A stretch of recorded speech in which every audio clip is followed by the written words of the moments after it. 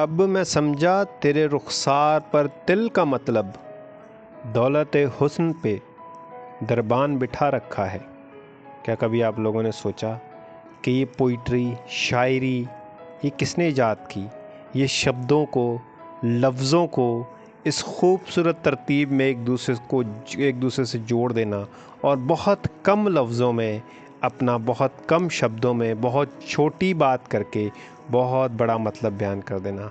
तो जी हाँ, आज मैं आपको बताने वाला हूँ कि ये शायरी किसने ईजाद की, मैथमेटिक्स किसने ईजाद की, इरिगेशन सिस्टम के जो फसलों को पानी देने के लिए एक नहरी निज़ाम होता है वो किसने ईजाद किया, पहिया व्हील की ईजाद किसने की, पत्थर की तख्तियों पर लिखना किसने ईजाद किया, और ज़ायगोट यानी कि पिरामिड टाइप के जो बड़े बड़े टेम्पल उनके थे वो किसने ईजाद किए। तो जी मैं बात करने वाला हूँ आज सुमेर के बारे में। सुमेरियन तहज़ीब, असातीरी तहज़ीब भी इसको कहा जाता है, उर्दू में सुमेरियन इंग्लिश में कहा जाता है। बहुत बहुत बहुत पहले की ये तहज़ीब है, तकरीबन 4500 साल पहले, यानी कि अगर मैं आज से लगाऊं 4500 कबल मसीह, तो आज से अगर मैं लगाऊं तो ये 65,000 साल पहले की तहज़ीब है। यानी कि 6,000 साल तक हम कार्बन डेटिंग चीज़ों की कर सकते हैं, उसके बाद कार्बन डेटिंग नहीं होती। उसके बाद ये कहा जाता है कि ये चीज़ कम से कम 6,000 साल तो पुरानी है। इससे आगे कितनी पुरानी है इसको चेक करने का अभी तक कोई भी तरीका नहीं निकला। तो सुमेर 4500 कबल मसीह और आज से लगाएं तो 6500 साल पहले की जो है एक सिविलाइजेशन थी। यहाँ से बहुत सारी तहज़ीबों ने, इंसानी रहन सहन ने जन्म लिया। यानी कि जो रिकॉर्डेड हिस्ट्री है उसमें इंसान एक मुल्क के अंदर किस तरीके से रहा वो हमें सुमेर से मिलता है। अच्छा, इसकी जो लोकेशन है ये दरिया दजला और फ़रात के किनारे की है, के दरमियान के इलाके की है। और सुमेर की जो डायनेस्टी थी, सुमेर की जो बादशाह थी, वो पर्टिकुलरली साउदर्न यानी कि जनूब वाला जो पार्ट था उसकी तरफ थी। यानी इराक़, जो मौजूदा इराक़ है, इसके जनूब वाली साइड की ये थी। करंटली यहाँ पर जो कंट्रीज़ हैं वो इराक़ है, इराक़ और कुछ थोड़ा सा एरिया कुवैत का और शाम का, वो जो है वो पूरा एरिया सुमेर का कहलाता था। शायद सीरिया, जहाँ आजकल खून की होली चल रही है। मैंने कल वाली वीडियो में भी बताया था कि वहाँ के जो फेमस गार्ड थे उसमें अन्नू था, इनलील था, इनन्ना इश्तर थी। ये जो इनन्ना इश्तर है ये गॉडेस ऑफ यानी कि लव की देवी थी, प्यार की देवी थी, खूबसूरती की देवी थी, जंग की भी देवी थी और ज़रखेज़ी की भी देवी थी। क्योंकि खूबसूरती और मोहब्बत जब एक जगह हो जाए इकट्ठा तो फिर क्या चीज़ जन्म लेती है? शायरी। जी बिल्कुल, शायरी जन्म लेती है। तो इनन्ना ही की वजह से शायद शायरी ईजाद हुई थी, क्योंकि इनन्ना की पूजा वहाँ पर तकरीबन 2000 साल तक होती रही। एक ही खुदा को, एक ही गॉडेस को 2000 साल तक वो पूजते रहे। फिर इसके अलावा इनका एक देवता था इनकी, फिर नन्ना जो गॉड ऑफ मून था, तो गो यानी कि चांद का देवता। फिर यूटू जिसको शमश भी कहा जाता है, इसको सूरज का देवता कहा जाता था। तो ये सुमेर के मशहूर देवता थे। इसके अलावा अगर मैं इसकी डेट्स के ऊपर बात करूं तो स्टार्ट हुई 4500 कबल मसीह में ये सिविलाइजेशन स्टार्ट हुई। यानी कि तूफ़ान नूह के बाद के कोई एरिया रहा होगा। अच्छा, दूसरे नंबर पे इन्होंने जो पत्थर की तख्तियों पे लिखने का इल्म हासिल किया वो 3200 कबल मसीह में किया, यानी कि आज से 5200 साल पहले। फिर इसको 2334 में सारगान ने, अकेडियन था, अकेड एक अलग से था जिसकी वीडियो मैं कल बनाऊंगा, अकेडियन ने सुमेर के ऊपर जो है कब्ज़ा कर लिया और तकरीबन 2004 कबल मसीह तक पूरी की पूरी जो सुमेरियन डायनेस्टी थी वो पूरी की पूरी अकेडियन के कब्ज़े में आ गई और अकेडियन साम्राज्य बन गया। आखिरी बादशाह जो इनका था वो उरथिरी था। उरथिरी जो है उसके ऊपर जो है वो कब्ज़ा हुआ था अकेडियन की तरफ से। अगर मैं इसके फेमस सिटी की बात करूं, शहरों की बात करूं या बड़े शहरों की बात करूं, तो उसमें सबसे पहले आता है उर, जो कि ज़ायगोट। मैंने कल की वीडियो में भी बताया था कि जो ज़ायगुरट जो था ये एक पिरामिड टाइप का था, लेकिन इसका ऊपर से जाकर चकोर एक पूरा कमरा ऊपर बना होता था, उसको अपना मंदिर भी कहते हैं। तो ये उर से ही ईजाद होना शुरू हुए।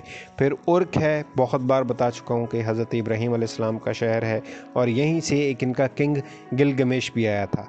फिर एरिडो एक शहर था, फिर लगैश एक शहर था, फिर नायपुर एक शहर था, जो कि इनके रिलीजियसली और देवता इनलील जो था वो वहीं पे रहता था। अगर मैं इसके रेफरेंसेस की बात करूं तो एपिक ऑफ गिलगमेश एक पूरी स्टोरी है, नज़्मिया स्टोरी जो पत्थरों पे लिखी हुई मिली है, तो वो इसकी बहुत ज़्यादा मशहूर है। इसके अलावा सुमेरियन किंग की एक लिस्ट बनाई गई है बहुत ज़्यादा रिसर्च के बाद, तो वो इसकी जो है वहाँ से उसका हमें यानी कि रेफरेंस मिलता है कि वाकई सुमेर मौजूद था। फिर उसके अलावा पत्थर की तख्तियाँ जो हैं वो सबसे मज़बूत और ऑथेंटिक किस्म का इनका रेफरेंस है। अगर मैं वहाँ के फेमस बादशाहों की बात करूँ तो गिलगमेश, जिसको कहा जाता था कि वो द वॉचर्स भी था, यानी कि फ़रिश्तों का बच्चा था वो, उसे ये भी कहा जाता कि वो 3 पार्ट देवता था और 1 पार्ट उसका इंसान का था। उसे बहुत ज़्यादा ताकतवर और बहुत ही शक्तिशाली समझा जाता था। उसने बुल ऑफ हेवन को भी मारा था, उसकी वीडियो भी मेरे इसके ऊपर मौजूद है। फिर उसके बाद है युरनमू। उरनमू जो है वो उसने उर डायनेस्टी यानी कि उर जो है हुकूमत है उसकी बुनियाद डाली थी। तो ये एक इनका मशहूर बादशाह था।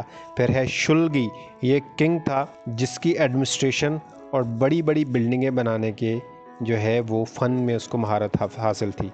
फिर कुबाबा एक औरत थी, वो क्वीन थी और वो कहा जाता है कि सुमेर के अंदर वो एक ही क्वीन थी और जिसने पूरी सही तरीके से हुकूमत की।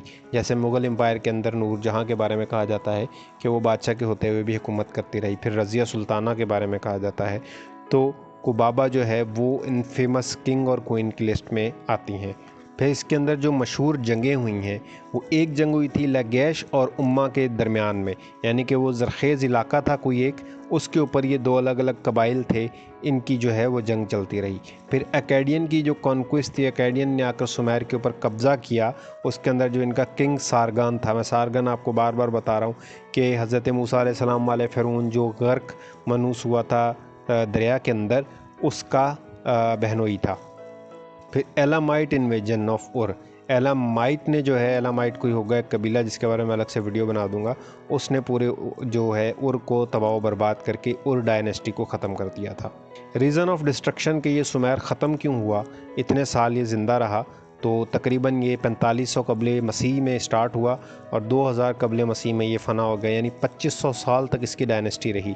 2500 साल आप ख़ुद देखें कि मुसलमानों की भी अगर डायनेस्टी में कहूँ तो वो भी तकरीबन 19वीं सदी में ख़त्म हो गई थी। 19वीं सदी में बड़े बड़े एम्पायर टूट गए थे जो मुसलमानों के थे, लेकिन सुमेरियन ने 2500 साल तक उस एरिए पे हुकूमत की और वो इतना क्या कहते हैं ज़रखेज़, इतना अच्छा फर्टिलिटी वाला इलाका था। एक तरफ दरिया दजला, एक तरफ दरिया फ़रात, तो दरमियान में तो चांदी सोना उगता होगा वहाँ ज़मीन पर। तो 2500 साल उन्होंने वहाँ पे हुकूमत की।